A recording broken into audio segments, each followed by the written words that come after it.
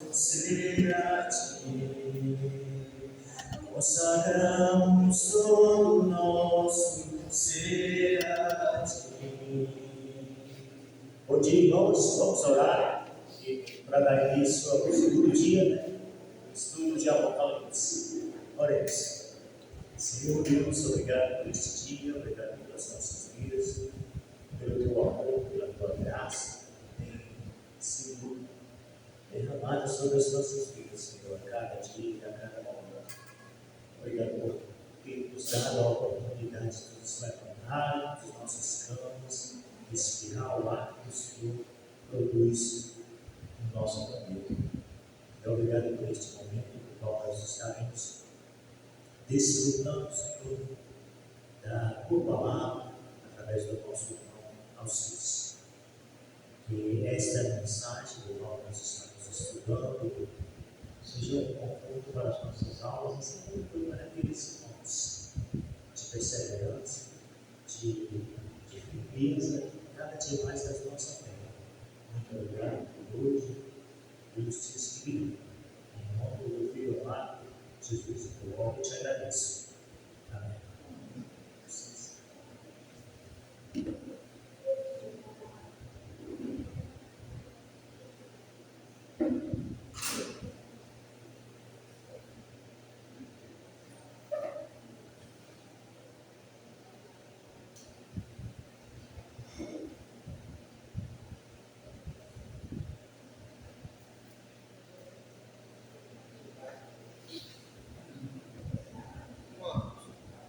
A graça e a paz.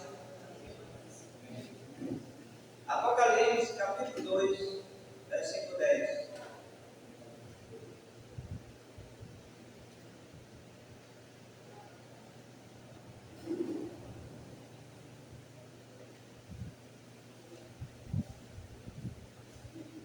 Apocalipse, capítulo 2, versículo 10.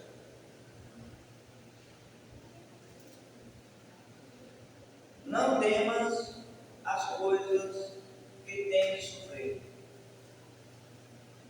Eis que o diabo está para lançar em prisão algum dentre vós,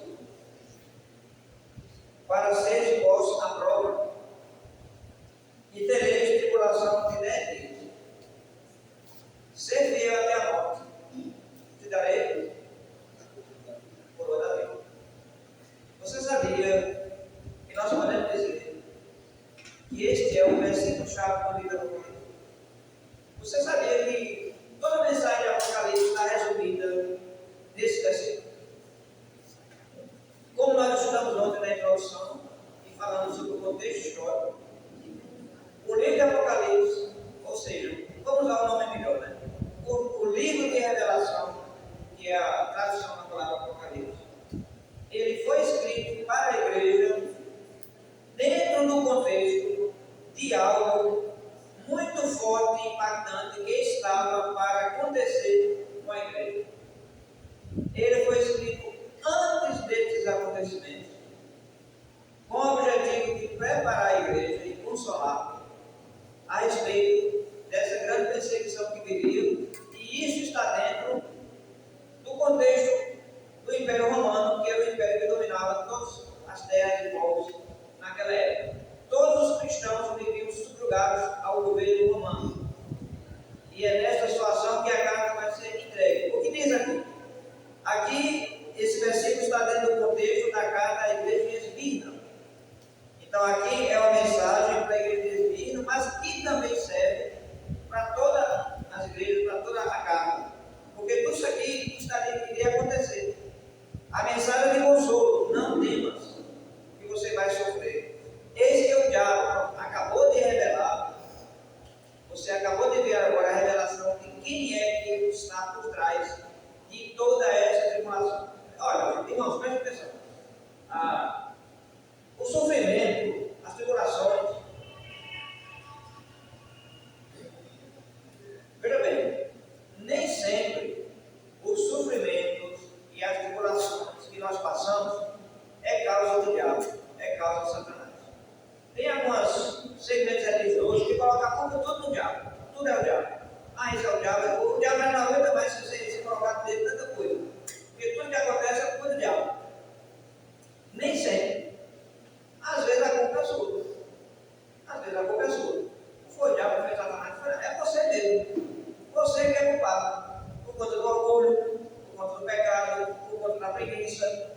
na falta de compreensão, por conta, às vezes, até da falta de paciência. Às vezes a culpa pode ser de outra pessoa e você sofre as consequências. Às vezes o irmão não tem aquela sabedoria, às vezes o irmão não tem aquele entendimento que causa, às vezes, sofrimento ao irmão. Acontece. Às vezes a tribulação é questão familiar. Né? Nós temos família. Nem sempre os familiares são também cristãos. Não estão nem aí para a lei cristã. E vivem uma vida que às vezes causa sofrimentos ao cristão. Né? Às vezes a pessoa até no casamento, né? Casamento. Às vezes o sofrimento vem com a questão de doença. Às vezes não vem com a questão social, às vezes vem do emprego. Né? Agora também é verdade que Satanás também é um agente causador de sofrimento. Quando nós sofremos, nem sempre nós podemos saber qual é a causa. Às vezes até pode, às vezes não. Às vezes com doença, a pessoa pode perguntar, mas Senhor, por que essa doença? Né? Entende? Então, será que foi Deus que provocou a doença? Será que foi Satanás? Ou será que foi simplesmente um mau hábito adquirido na vida que causou aquele problema? Às vezes vocês também, né? No caso de Apocalipse, a causa foi imediatamente identificada. É Satanás. Esse sofrimento que vocês vão passar, a causa é Satanás. Por isso que ele diz aqui, o diabo está para lançar em prisão algum de vós. O diabo está para lançar em prisão algum de vós. Então, seria realmente Satanás o causador. E com um objetivo claro, destruir a igreja. E ele não mudou ainda não. O plano dele ainda é esse. Só que aqui em Apocalipse, ele vai usar uma arma muito poderosa. A diferença é essa. Mas o intento de Satanás continua o mesmo. E aí ele diz, né, vocês vão passar a tribulação, vão ter prisão de 10 dias. Esses 10 dias não sabemos se seria literal ou tempo, talvez um tempo, né, profético, como tem Apocalipse. Mas aí ele diz, a mensagem final é, seja fiel até a morte. Ou seja, vocês vão sofrer, mas o objetivo do cristão é não retroceder. Você não foi batizado nas águas para voltar atrás. Você foi batizado nas águas para andar para frente, enfrentando todo vento de tempestade. Então, por isso que ele diz, seja fiel até a morte. Mas a morte não é o fim para o cristão. Porque aí ele diz, vou te dar a coroa da vida. É exatamente essa mensagem que nós vamos ver presente em todo o livro do Apocalipse. Vamos fazer uma breve revisão na introdução que nós vimos ontem. E hoje nós vamos estudar os principais capítulos do livro. Esses capítulos vão revelar praticamente o livro todinho, tá bom? Todo o livro. Tudo que está para acontecer.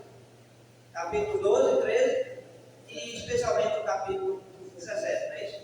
Combinado? Eu trouxe aqui alguns slides. Vamos revisar aqui o autor, falamos sobre o autor, o apóstolo João, a data e o destinatário, o contexto histórico, falamos ontem, né? Propósito e tema, o tipo de literatura, a divisão do livro e também falamos sobre o prazo da profecia, não foi? Como nós vimos, a palavra Apocalipse significa revelação. Então, ontem nós vimos que o livro foi escrito para revelar. A palavra Apocalipse vem de você revelar algo que está escondido. Então, o livro nunca foi um mistério. Ele foi revelado para a igreja. Essa linguagem simbólica que nós vemos aqui, ela foi explicada para a igreja. E isso passou de geração em geração. E nós temos guardado essa mesma interpretação. Tá certo? Ela não segue os padrões atuais desses religiosos polêmicos atuais, que ficam com essa confusão aí de grande tribulação, de anticristo, de guerra, ela não segue essa linha. Ela segue a mesma linha que foi passada para a igreja originalmente. Os cristãos originais entenderam o sentido de Apocalipse, porque era para eles que estava para acontecer. Então, vamos lá. A palavra Apocalipse quer dizer revelação, foi revelado. Como o mundo entende essa palavra, bem, você sabe, né? Apocalipse, as pessoas têm ideia de caos, né? De tribulação, guerra, fim de mundo, né? Não funciona o Apocalipse, é o fim do mundo. O Apocalipse está chegando. O fim do mundo está chegando. As pessoas entendem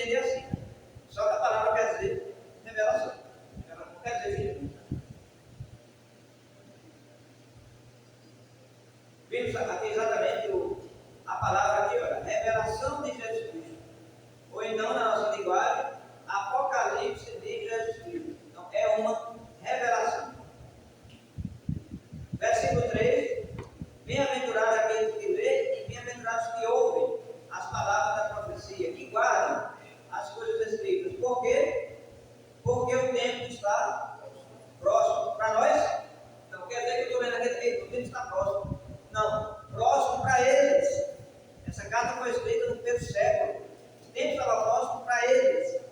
Algo iria acontecer logo, né, em pouco tempo, e a igreja precisava estar preparada, porque seria algo devastador, impactante, como nunca houve na história do povo de Deus.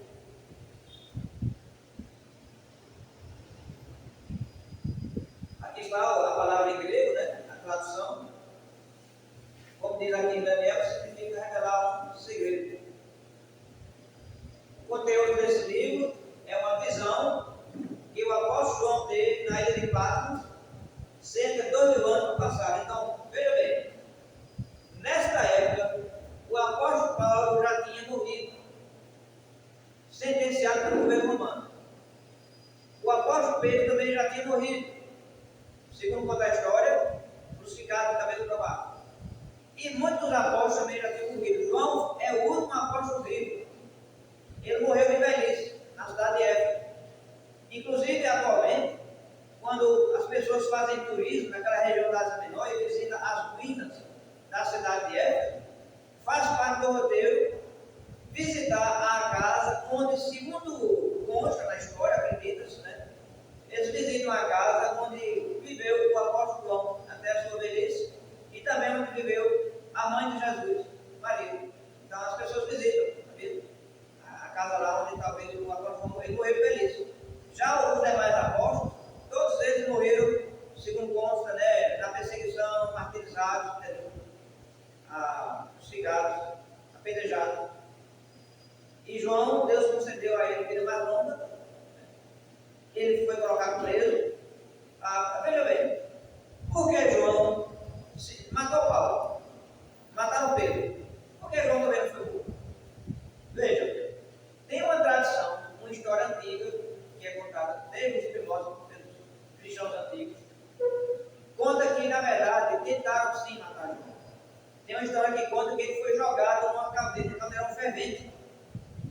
Conta que ele foi jogado numa caldeirão fervente. E nada aconteceu. Deus o preservou. E aí, provavelmente, essa pode ser a explicação pela qual ele teria sido colocado numa prisão lá, isolado nessa ilha. Na ilha era uma ilha de Patmos. Então, é provável isso, mas apenas uma história, não sabemos, né? Não está na Bíblia, né?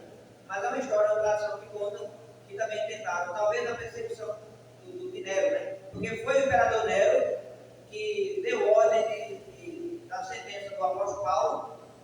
Lembra que quando Paulo escreve a carta segundo Timóteo, ele está na segunda prisão, e ele já sabe, ele já sente que é chegado o fim. Ele escreve para Timóteo já, como que diz, né, que completei a carreira, guardei a fé, a coroa da vida está reservada, ele já sente que vai estar chegando a hora, e realmente chegou mesmo. De repente os guardas chegam, a cela é aberta, e ele já sabe o que, é que vai acontecer. Como ele era cidadão romano, né, ele não é crucificado. O cidadão romano tem uma morte rápida, né? Então ele é decapitado. Não foi o caso de Pedro, né?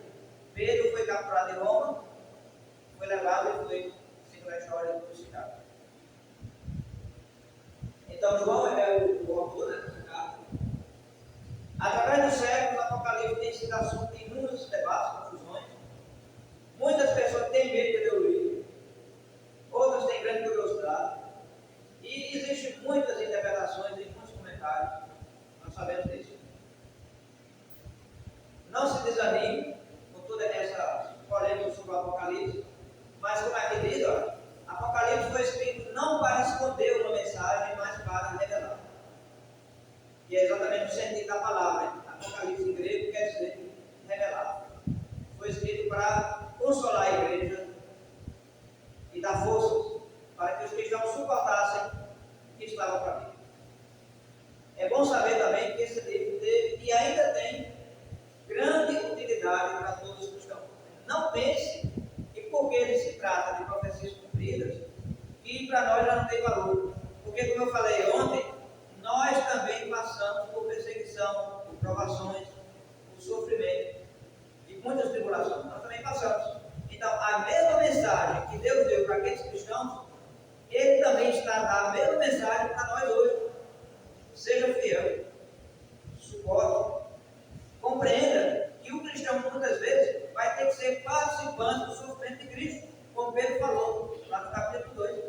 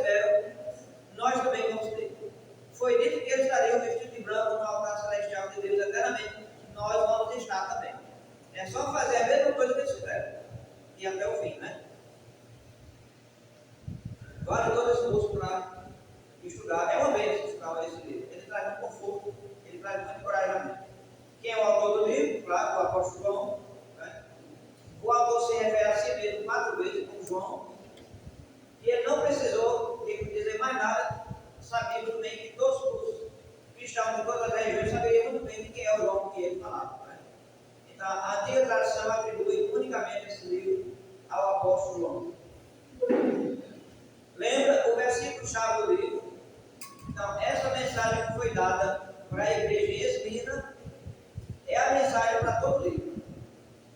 Os cristãos vão sofrer. Satanás está agindo. Eles vão sofrer perseguição, prisão, mas eles devem ser fiéis até a morte. Nós também vamos sofrer, nós sofremos. O diabo também é o tentador. O apóstolo Pedro diz na sua carta: Satanás é como um leão que está ao derredor procurando alguém para que possa devorar. Vamos sofrer perseguição durante um tempo, não sabemos que tempo. Mas qual é a mensagem final? Seja fiel também. Você aqui hoje, você que está aqui nessa congregação, nós aqui, seja fiel até quando? Até a morte. Até a morte. É muito triste, às vezes, quando a gente observa cristãos que não suportam, né? Às vezes por causa de uma doença, por conta de um problema, separação familiar, perda de emprego, prejuízos, abandona a fé. É triste, né? É triste. Nós temos uma história lá em Pernambuco, muito triste, de um irmão que ele não suportou a morte da esposa. Eles oraram dia e noite para que ela fosse curada, para que ela se estabelecesse. Ele era cristão, mas ele não suportou, ela morreu. E ele não aguentou. Ele culpou a Deus. E ele abandonou a igreja. E era um servo fiel, que pregava, que ensinava os irmãos. Está entendendo?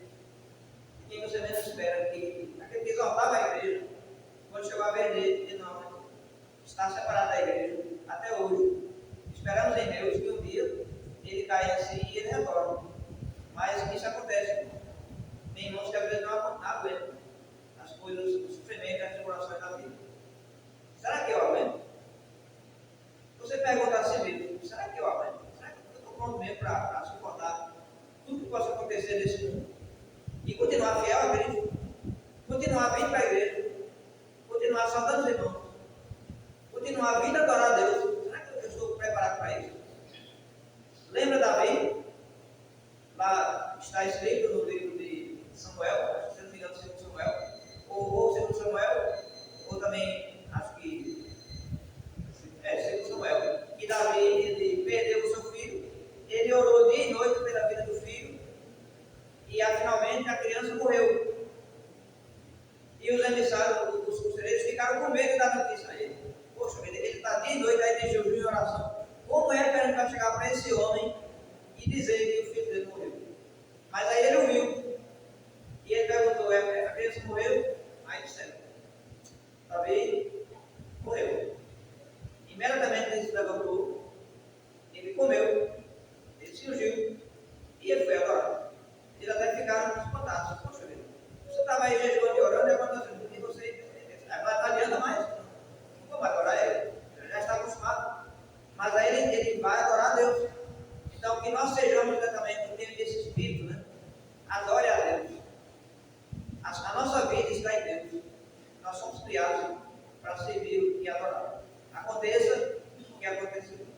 Esse é o nosso desafio. Os irmãos da época da carta de Apocalipse entenderam isso através dessa carta que nós estamos estudando. Qual o destinatário do livro para quem João escreveu? Então, as 7 igrejas que se encontram nessa região da Ásia. Aqui você tem um mapa, né? Observe aí. Essa região maior aqui é a atual Turquia. Tá certo? Inclusive, teve na Copa, não foi? Teve na Turquia. Teve na Turquia, teve na Copa, hein? Foi? Teve na Copa. Se não me engano, teve, né?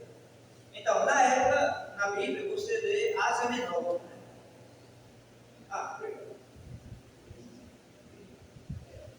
Pronto, aqui, né? Então, veja bem, a Ásia Menor era uma região formada de várias províncias. Então, aqui, ó, essa região aqui, ó, onde estão as 7 igrejas, é que eles chamam a região da Ásia, certo?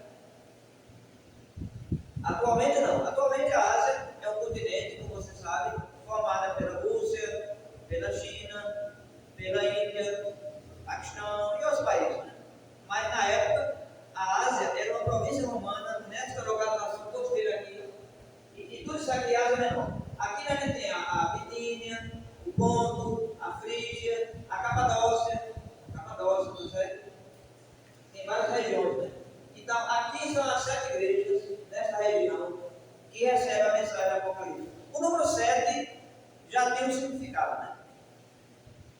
plano da perfeição divina.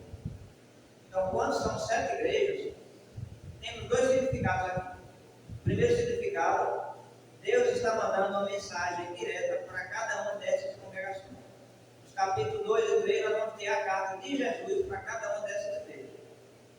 O segundo significado é que, além das 7 igrejas, como no 7 é o número totalitário da perfeição divina, essa mensagem de Apocalipse, claro, seria válida para toda a igreja, em toda a região. Né?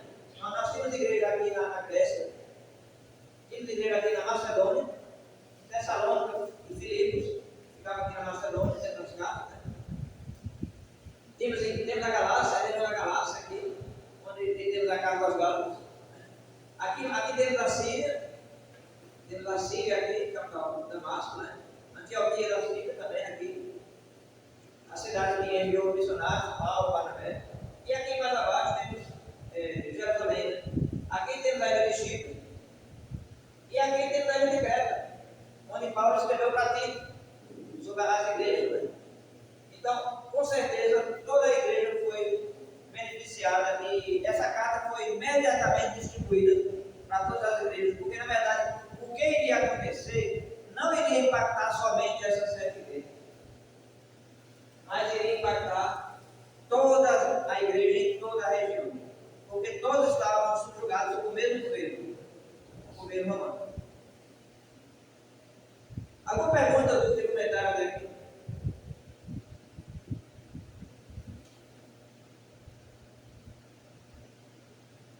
Uma pergunta?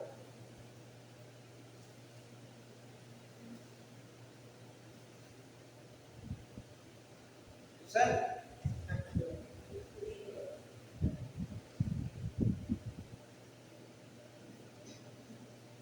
Aqui mais de perto, né?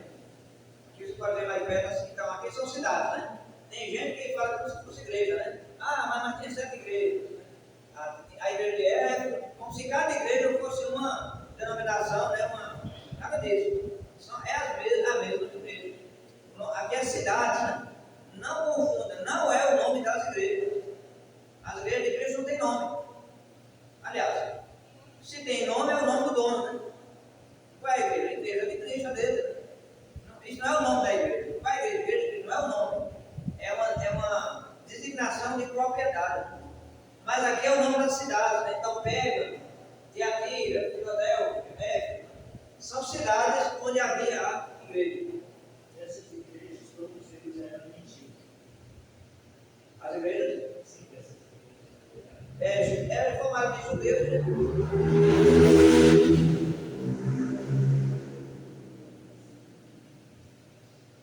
Então, olha aqui, ó, 7 igrejas diferentes, né? Mas todas da mesma fé. Não são diferentes no sentido de que cada uma tinha a sua organização, cada uma tinha a sua orientação, tinha os seus problemas, né?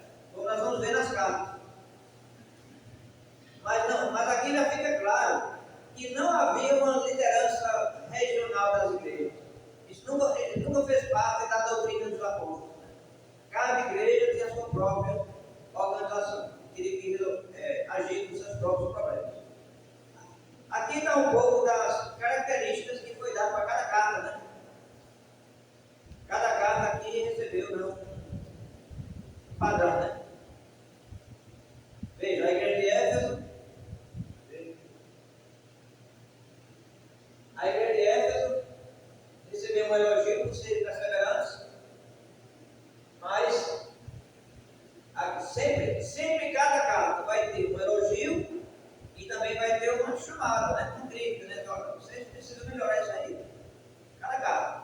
Com exceção de 2 igrejas, né? Que não vão receber nenhuma crítica, que é Esmirna e Filadélfia. Foram elogiados e não receberam nenhuma crítica.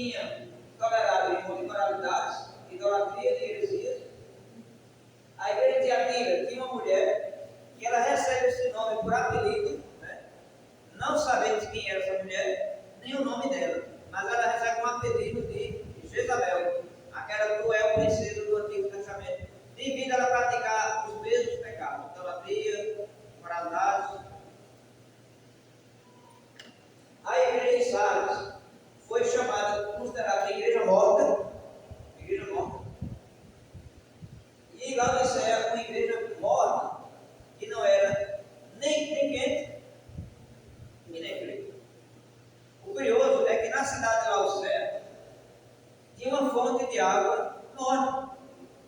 Sabia disso? Em Laodiceia tinha uma fonte de água. A água chegava fria em uma determinada região, mas quando ela chegava em Laodiceia, devido à temperatura vezes arquiduz, né, pelo calor do sol, né, ela chegava morna. E Jesus faz a comparação com a igreja, que também é chamada de ser uma igreja morna. Nem era atuante, nem tampouco também era uma igreja decadente. Era uma igreja que estava meio termo, né? Para lá, para cá. E cada um recebeu uma promessa. Essas igrejas ainda existem hoje. Veja, a maioria não. A maioria não. Hoje só existe ruínas, escombros, como você pode ver aqui, tá vendo? Aqui é pega. Só existe ruínas. Éfeso, a cidade de Éfeso, também não existe mais. Agora, uma cidade que ainda existe é Esmirna. Olha a foto aqui. Cidade moderna. Esmirna ficou, uma cidade cresceu, né? Se envolveu. Curiosamente, se você olhar aqui, ó, cadê? Você repara que foi uma igreja que não recebeu nenhuma crítica, né? Suportou tribulações. E é a igreja que existe na cidade até hoje. Agora, o nome não é mais Esmirna, certo? É Esmirna. É Esmirna, na Turquia, né? É uma das cidades mais modernas desenvolvidas da atual Turquia. Não é a capital, mas é a cidade desenvolvida. A capital é Istambul. Qual a mensagem de Apocalipse? É uma batalha, onde a igreja vai estar no meio dessa batalha. A batalha é entre o cordeiro e o dragão. Dois personagens aqui, e nós sabemos muito bem o que representam. Você pode não ser um perigo de Apocalipse, mas eu não preciso dizer para você quem representa o cordeiro e quem representa o dragão. Você sabe. Não é? O cordeiro representa quem? Cristo, Jesus. E o dragão? E o dragão? Satanás, não é? Você vai ter Apocalipse. Então, o livro revela a batalha de Cristo contra Satanás e o poder que ele usou para destruir a igreja. Não foi para causar perseguição, foi além disso. É disso acabar mesmo. Mas a mensagem é essa. Apocalipse 12, 11. E eles venceram pelo sangue do cordeiro e pela palavra do seu testemunho, e não amaram as suas vidas até a morte. Eles venceram. A pergunta é: e nós? Vamos vencer? Irmão, esse é o meu e o seu objetivo. Ainda estamos aqui na luta, na fé e na perseverança. O que vai acontecer? O que vai acontecer amanhã? O que vai acontecer daqui a alguns meses, daqui a alguns anos? Na minha e na sua vida? Não sabemos. Mas esse é o nosso chamado. Eu olho para aqui e eu vejo o seguinte: eles venceram. Eu também tenho que vencer. Você também tem que vencer. Deus quer isso. Mas o dragão não quer. Aqui temos alguns métodos de interpretação. Certo? A teologia, ela considera esses 4 métodos de interpretação de Apocalipse. Né? O método do passado, ele chama de preterista. O método futurista, que é o principal. Eu acho que a maioria esmagadora, 90% de todo teólogo da teologia atual, das igrejas, acredita nessa interpretação futurista. E o livro trata de coisas que ainda vai acontecer. Quando você diz que não, ele vai dizer então que você defende o método preterista do passado. Né? Esses dois aqui não são muito comuns, são muito raros. Unidade histórica, filosófica. Né? Mas religiosamente, os principais é o futurista. E nós estamos na contramão, alegando que não.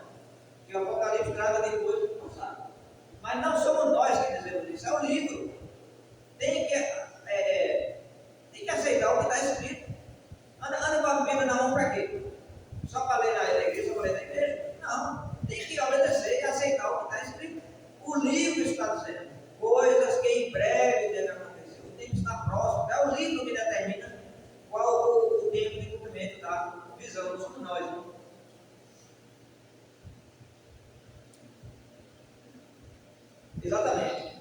Não somos nós que escolhemos, é o próprio livro que diz. Apocalipse capítulo 1, de 1 a 3.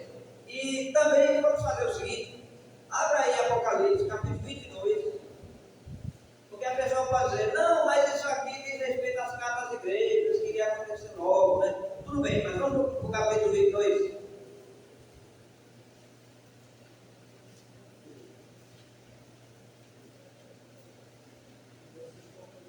Apocalipse capítulo 22, ele vai repetir mais uma vez. Veja o que ele diz aqui no versículo 6. Apocalipse 22, versículo 6. Disse-me ainda, estas palavras são fiéis e verdadeiras. O Senhor, o Deus dos Espíritos dos Profetas, enviou seu anjo para mostrar aos seus servos as coisas que em breve devem acontecer.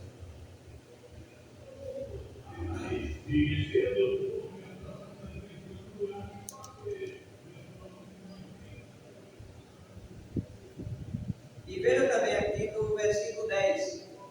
Versículo 10.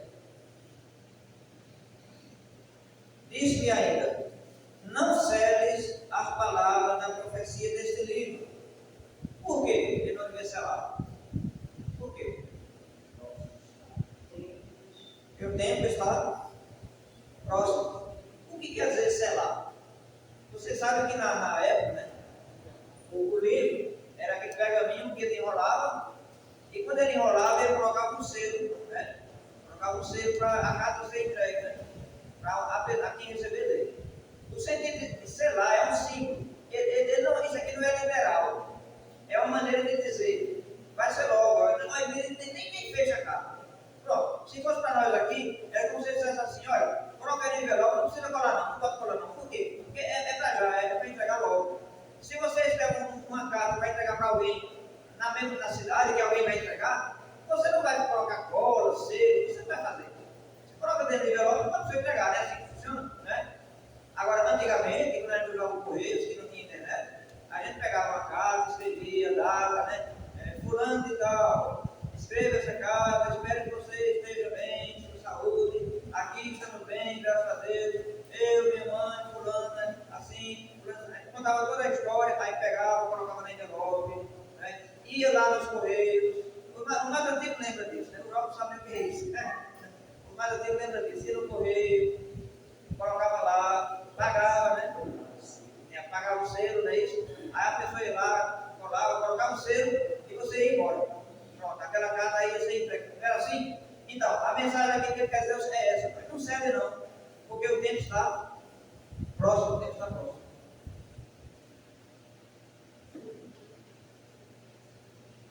Também falamos ontem sobre o contexto histórico, não foi? O contexto histórico do livro. Qual é o contexto, qual é a história? O que é que estava por trás? O que estava para acontecer? Então, é exatamente isso aqui. O livro apresenta um conflito. O livro apresenta um conflito que iria se revelar contra a igreja. Que conflito seria esse? Entre a igreja e o Império Romano. Essa aqui é uma famosa pintura, né? Aqui representa os cristãos na Arena dos Leões. Isso aqui são cristãos sendo queimados, certo? Aqui são cristãos sendo queimados. E aqui cristãos na Arena dos Leões, eles estão aqui em oração, e nesse momento abre-se as comportas para os leões. Então, Roma perseguiu cristãos. E a perseguição foi muito intensa na época do imperador Nero. Nero foi um dos primeiros perseguidores contra a igreja. Foi por ordem de Nero que isso aqui aconteceu. Foi por ordem de Nero. Inclusive tem um filme que retrata bem essa situação. Um filme antigo, muito famoso, talvez até você encontre no YouTube. O nome dele é um nome em latim, Quo Vadis. Quo Vadis. É o nome latino, o nome do filme. Em latim, traduzido para o português, quer dizer para Para onde vais? Esse filme é muito famoso e ele retrata um romance entre uma cristã e um soldado romano. Ele se apaixona por ela e ela também. E é nesse contexto da época da perseguição do imperador Nero. Então temos esse filme e ele retrata essa época de perseguição. Então Nero foi o grande perseguidor. Mas Nero, depois que Nero morreu, essa perseguição parou.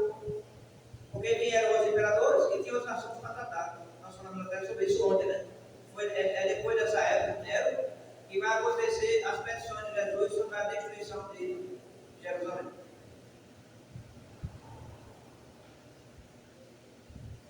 Vamos ter nosso intervalo daqui a 10 minutos, tá bom? Daqui a 10 minutos vamos ter nosso intervalo.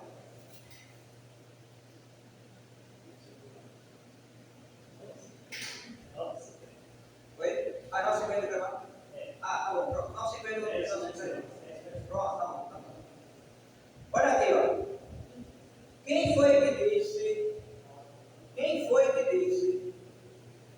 que o livro trata do conflito com o Império Romano? Ah, foi o pessoal simples, ele foi lá na curso de Apocalipse, lá em Walter, né? E ele disse lá na aula dele que o livro do Apocalipse é o conflito com o Império Romano. Não, de jeito nenhum. Aqui, ó. É o livro de Apocalipse que diz. Nós vamos ver isso daqui a pouco, tá bom? Mas é o próprio livro que, veja bem, Roma é citada no livro de Apocalipse. Sabia disso? O Império Romano ele é citado no livro de Apocalipse. Só tem uma diferença, eles não usaram o nome. Eles não usaram o nome. Já viu a pessoa citar alguém sem usar o nome? Acontece? A pessoa diz, cadê fulano? Ah, que é um preguiçoso, tudo bem não. Mas ele não disse o nome dele, mas ele sabe o que está falando, entende? Às vezes a pessoa, né, até por ofensa, fala de alguém sem usar o nome. Então, Roma é citada em Apocalipse, mas como o livro ele é escrito numa linguagem simbólica, alguns acreditam que isso fez com que a carta pudesse circular sem ser apreendida pelo governo romano, porque eles certamente controlavam toda essa comunicação, certo? Eles controlavam. E aí o que acontece? Quando eles pegavam a carta e começavam a ler, não fazia sentido nenhum para eles. Mas quando a carta chegava na igreja, todo mundo entendia muito bem o seu significado.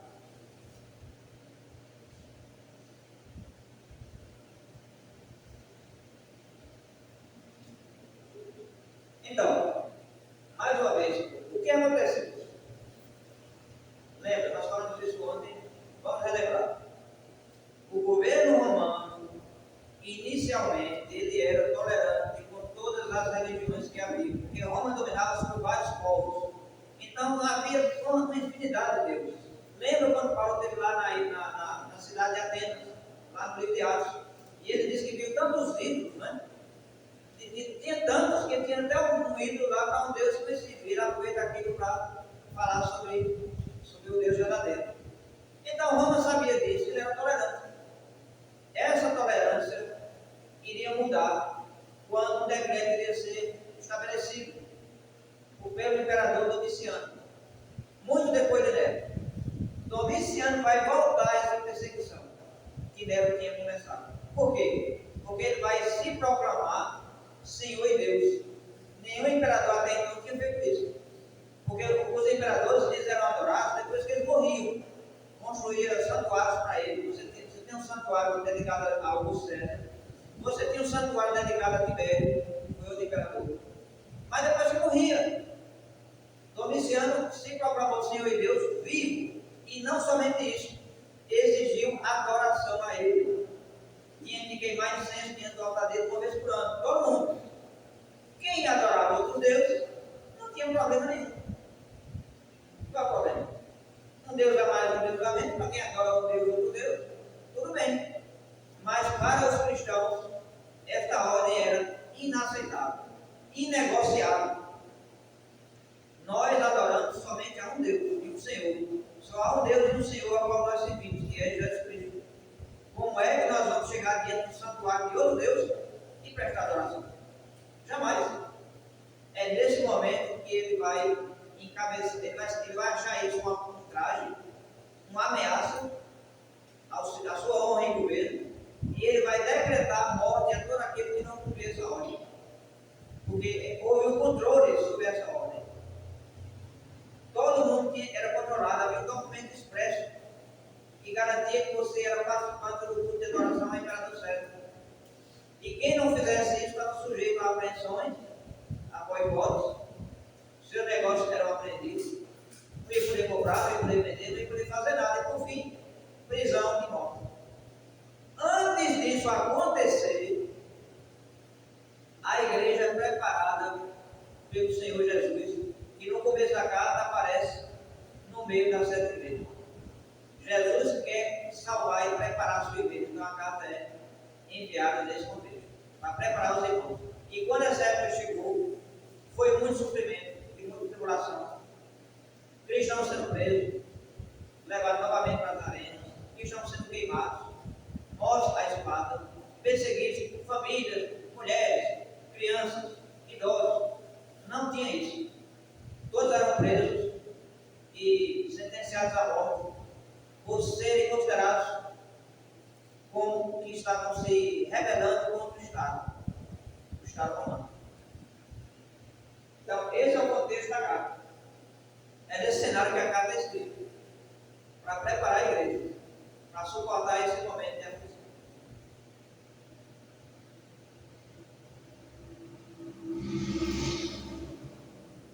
Então, qual foi o propósito do livro?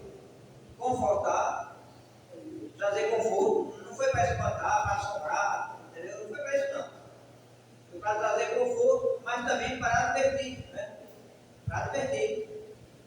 Advertir no sentido de que muitas vezes tem cristãos que estão brincando, né? Tem cristãos que às vezes estão levando a vida aí de qualquer jeito, vem para a igreja quando quer, não leva a sério.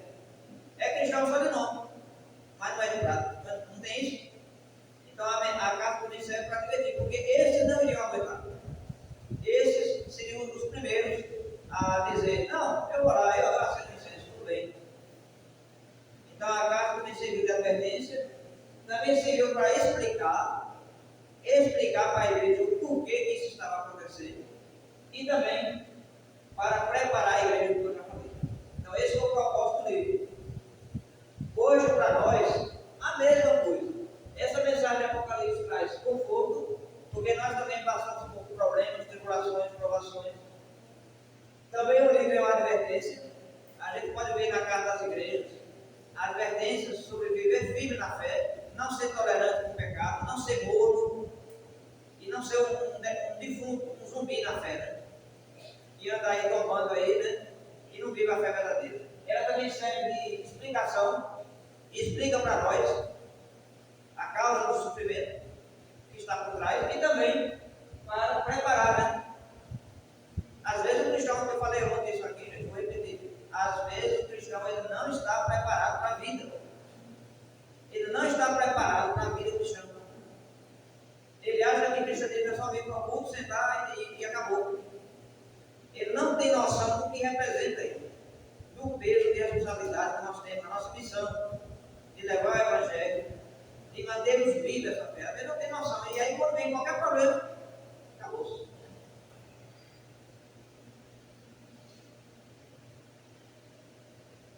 Então, qual é a data do livro?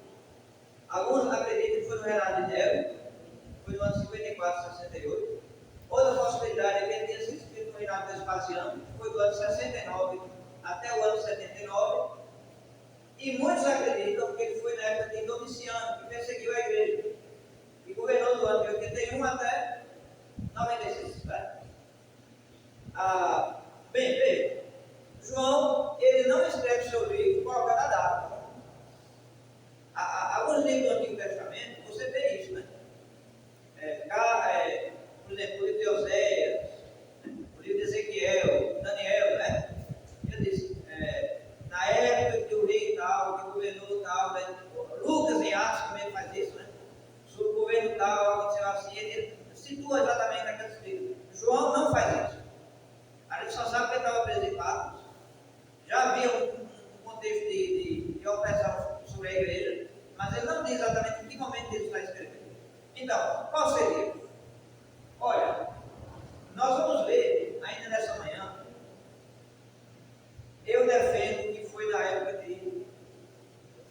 Vespasiano, certo? Eu acredito que foi na época de Vespasiano. E eu acredito porque o livro, ele mostra a época em que ele está escrevendo, no capítulo 17. Ele dá a entender em que época de rei ele está escrevendo. Sem citar nomes. Nós vamos ver isso daqui a pouco, certo? Mas independente disso, a mensagem do tempo foi válida para a igreja.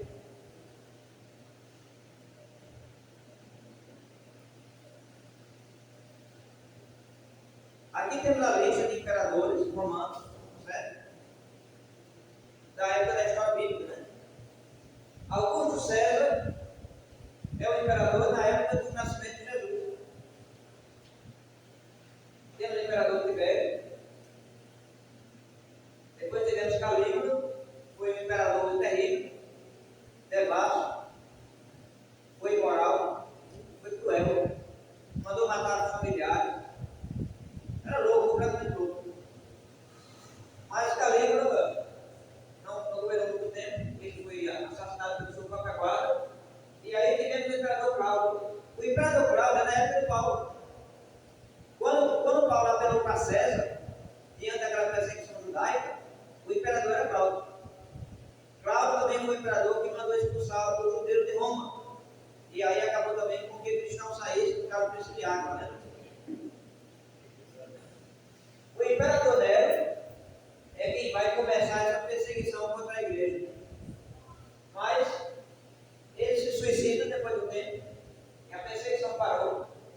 Temos aqui alguns generais que tentaram tomar o Império Romano, mas finalmente foi sucedido por Vespasiano. Foi na época do ditador Vespasiano que ele enviou o exército para destruir a cidade de Jerusalém, que estava sitiada. E se cumpriu as predições de Jesus, que você tem aí no Evangelho de Mateus, capítulo 24, né? Jesus disse que no tempo não vai ficar pedra sobre pedra que não seja derrubada e tal. E se cumpriu. O imperador Vespasiano mandou a guarda, cercaram e destruíram completamente a cidade e o templo de Jerusalém. Mas ele não perseguiu cristãos, tá bom? O filho dele, Tito, governou pouco tempo, 2 anos. E aí então nós vamos ter o imperador Domiciano que vai retornar com essa perseguição. Então, o livro do Apocalipse deve se situar nessa margem aqui, para que os irmãos pudessem entender a mensagem que o tempo estava próximo. Se o tempo estava próximo, é depois em breve, isso significa que ainda não estava acontecendo. Há um tempo aí.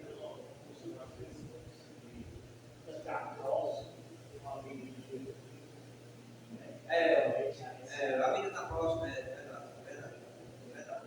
Então, se já estivesse acontecendo, não faria sentido ele dizer que está próximo, em breve já estava acontecendo. Então, ele tem que ser antes, né? Tem que ser antes.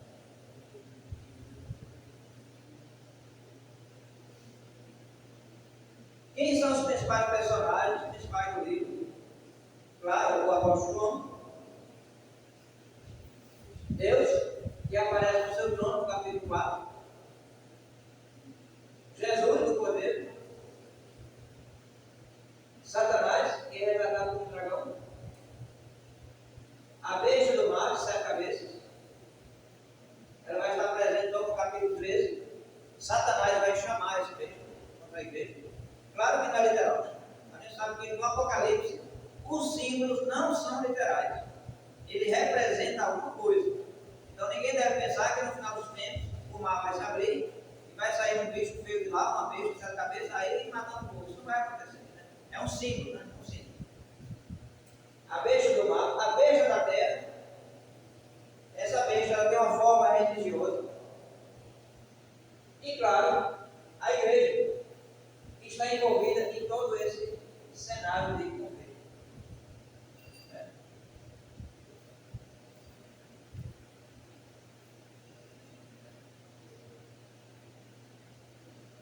Olha, nós temos para ajudar você a compreender bem o livro do Apocalipse,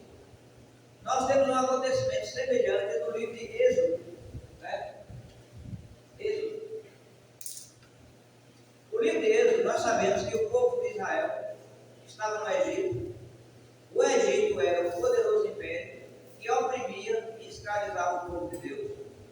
Deus chamou Moisés para libertar o povo.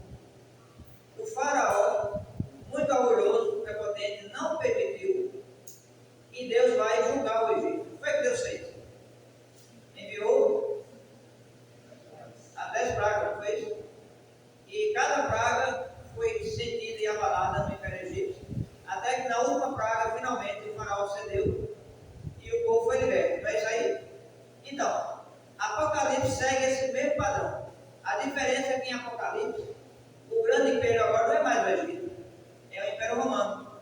Mas, mais uma vez, o povo de Deus, agora a sua igreja, está oprimida por esse império. E a igreja vai clamar a Deus em orações, e Deus vai enviar, não Moisés. Moisés foi no ano passado, mas quem é agora vai ser o personagem? Quem é aquele que vai ser chamado por Deus para mandar mensagem para a igreja, para o povo? O apóstolo João, né? O apóstolo João. Então, o João vai ser chamado, vai receber essa revelação e vai entregar à igreja. O Império Romano não vai ceder na sua perseguição, não vai retroceder. O que é que Deus vai fazer? Deus vai assistir a sua igreja ser destruída? Não.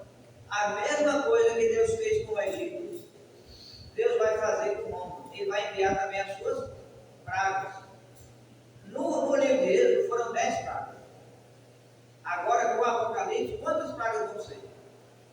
Quem pode me dar essa conta? 7. Aqui, ó, cadê? Vão ser quantas pragas em Apocalipse?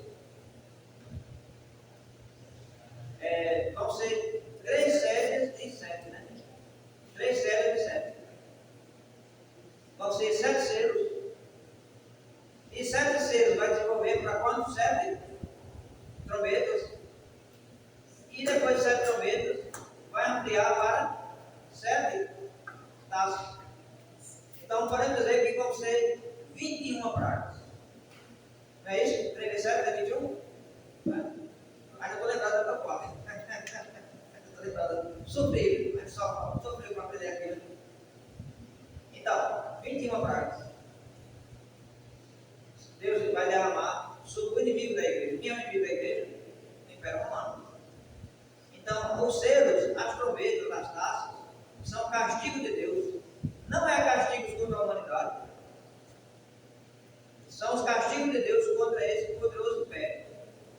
E depois que Deus enviar as suas pragas, na forma de 7 selos, trombetas e taças, o que é que vai acontecer com o Império Romano? O que é que vai acontecer? Ele vai cair. O Império Romano vai cair. Ele não vai suportar. Ele vai cair. Durante o tempo da história, você vai ter finalmente a queda do Império Romano. E a igreja? A igreja vai prevalecer. A igreja vai continuar. Sabe por quê? Meus irmãos não desistiram. Sabia disso? Sobretudo os irmãos. Claro, teve alguns que desistiram, é verdade. Teve alguns que não suportaram. Mas a igreja, na sua maioria, suportou. E prevaleceu e continuou. E agora somos nós, que estamos aqui, com esse mesmo chamado. Para suportar até o fim, né?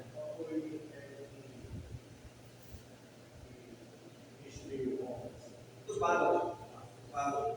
A Roma foi destruída, devastada completamente pelos bárbaros. Agora, os bárbaros, gente, veja bem, não é um rei.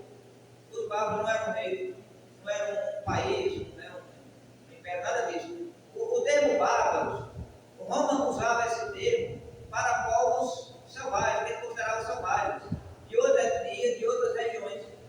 Guerreiros de outras regiões ele chamava bárbaros. Certo? É como hoje, até um certo tempo, qual era o termo que as pessoas da cidade usavam para definir as pessoas que vinham do sítio? Como é que eles chamavam? A pessoa que vinha do sítio para trás de ganso, qual é o nome que a pessoa dava? Como é que eles chamavam? Alguém lembra?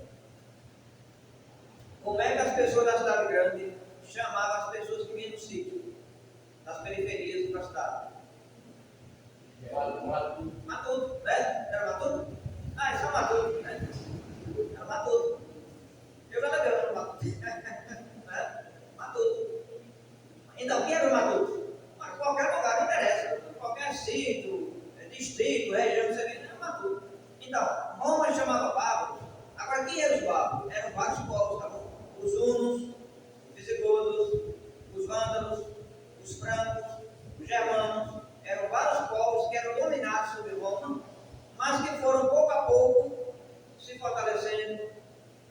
vencendo batalhas, se apoderando de terra do Império Romano, e Roma vai caindo aos poucos. E Deus agiu, foi crucial nessa guerra. O professor, Porque se caso voltou contra ele. Nicolaítas, família, nação, matuto ou uma doutrina? Doutrina. O Nicolaítas vai aparecer na carta à igreja de Éfeso e também em outra menção em outra igreja também, Nicolaítas, né? Era um grupo que estava dentro da igreja e eles defendiam a liberalidade. Eram liberais. Sabe esse que são liberal? Pode ir para festa, vai para todo lugar, entendeu? Passa das coisas do mundo. Para ele, Deus faz pelo feito. Gente, isso é um veneno dentro da igreja. Isso é terrível. Então, o Nicolaítas leva assim, que Jesus disse que odeia. Jesus diz na carta, eu odeio as obras do Nicolaítas, mas eu odeio. Então, havia esse grupo na igreja que eram permissivos. Eles diziam que os cristãos não tinham problema em participar dos cultos pagãos. Podia participar. E depois, até Paulo vai dizer, né? O apóstolo Paulo vai combater isso. Ele vai dizer, como é que o cristão pode ser participante da mesa do Senhor e da mesa do demônio? Não pode. Não tem condições.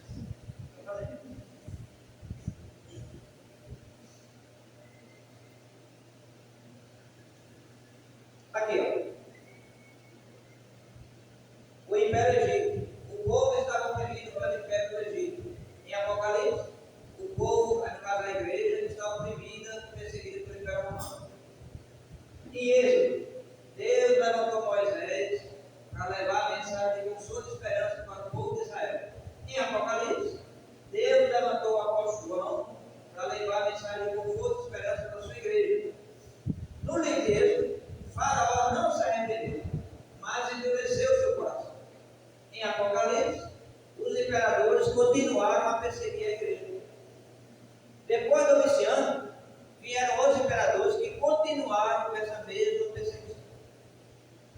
Uns perseguiam mais, outros menos. Mas a perseguição perdurou ainda por vários anos, só vindo a terminar no ano de 312, mais ou menos, quando da chegada do rei Constantino, que aí depois vinha a perseguição. O último imperador que perseguiu a igreja foi Diocleciano. Muito provavelmente foi na época de Diocleciano. Ele mandou queimar livros sagrados, livros da Bíblia, pergaminhos. Resolveu destruir a Bíblia e perseguiu e matou os cristãos. E muitos mártires tiveram nessa época. Depois dele termina esse período de perseguição. E o Império Romano depois se enfraquece completamente até cair. No livro de Êxodo, qual foi a ação de Deus? Então vamos ver aqui a reação de Deus. No livro de Êxodo, Deus anunciou e enviou suas 10 pragas que destruíram o Egito.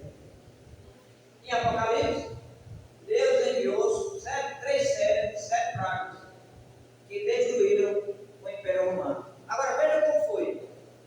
Vamos entender aí as pragas em Apocalipse, os juízos, eles são progressivos, tá certo? São progressivos. Primeiro você tem os selos, 7 selos. Ali é como uma mensagem de advertência, né? Era como um reino que tomava, era um império que tomava conta de uma região, chegava um emissário e entregava uma carta dizendo, olha, essa área agora aqui pertence ao rei. E vocês agora estão sob o domínio desse rei. Então, era feito um comunicado, tá bom? Se aquele rei aceitasse, tudo bem. Se ele não aceitasse, aquele rei enviava o seu exército. Foi assim que foi para a Babilônia, quando destruiu Jerusalém, no Antigo Testamento. Então, depois do selo, o que é que vem? A 7. Depois do selo. As 7 trombetas, não é isso? Então, o que é a trombeta? As trombetas eram tocadas para aviso quando o exército inimigo estava a se aproximar. Os vigilantes ficavam nas torres e quando ele viu o exército inimigo, ele tocava a trombeta. Então, as 7 trombetas já é um aviso de como que diz, olha, vocês não vão se arrepender, a destruição está chegando. E mais juízes eram derramados de castigos sobre o Império Romano. Quando finalmente ele não teve arrependimento, aí o castigo chega de vez.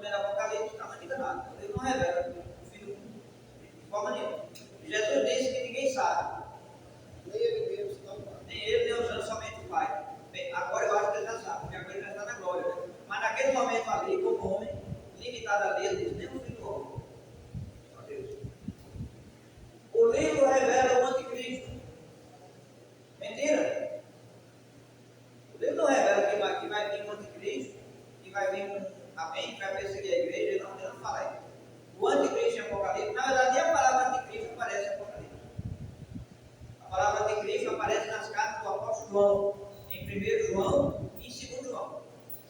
Ali você vai ler, e você vai saber quem é o anticristo ali, nas cartas de João. Mas não é alguém que viria para esse livro. O livro revela conflitos mundiais do futuro. Mentira. Forma nenhuma. Ah, mas veja essa guerra. Gente, desde que o homem é homem, que tem guerra. Se fim de mundo for caso de guerra, então o mundo já vai ter acabado há muito tempo. Né? Quantas guerras já tiveram no passado? Então, essas guerras que vão acontecer é assim mesmo. É assim. Pessoas não brigam, então países também não brigam, não. Brigam. E muitas vezes, né, tem esse ataque. Temos agora atualmente a guerra da Rússia contra a Ucrânia. Temos também a guerra dos Estados Unidos contra o Irã. Isso, exatamente. Ele fala. Eles falam que guerra, que sempre teve guerra. Sempre teve. O livro é um mistério. Mentira. Acabamos de ver que o livro é uma revelação. É o contrário. O livro não esconde, ele revela. Ele revela para a igreja tudo, com muita clareza.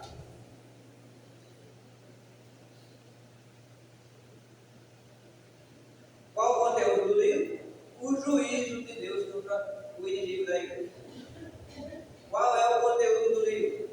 O conteúdo do livro são o juízo de Deus sendo derramado sobre o inimigo da igreja. Quem é que vai se tornar o inimigo da igreja? Esse poderoso império que vai agir politicamente, estabelecendo ordens que cristãos não vão poder cumprir, e vai se voltar e perseguir e matar cristãos. Então aí Deus vai agir na forma de 7 selos, 7 trombetas e 7 taças. Muito bem, gente. Vamos ter nosso intervalo. Na volta, nós vamos começar os capítulos principais.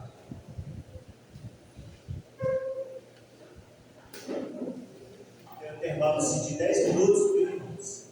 Aí depois retornaremos. Quero lembrar também aqueles que não efetuaram ainda a sua inscrição